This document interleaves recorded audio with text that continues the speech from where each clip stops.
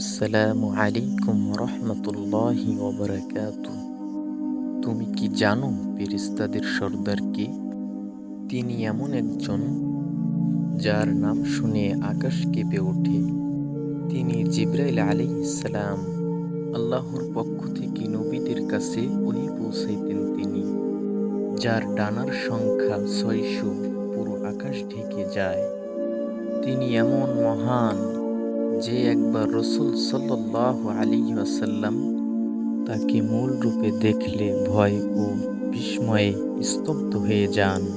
জিবরাইল আলাইহিসসালাম ছিলেন নবী মুহাম্মদ সাল্লাল্লাহু আলাইহি ওয়াসাল্লামের সবচেয়ে ঘনিষ্ঠ ফেরেশতা।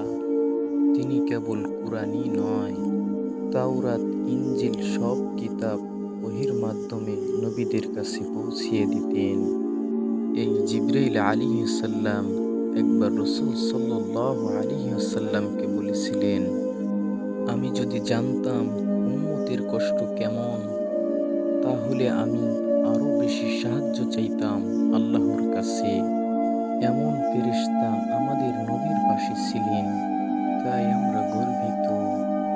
আমরা উম্মতে মুহাম্মদ সাল্লাল্লাহু আলাইহি ওয়াসাল্লাম।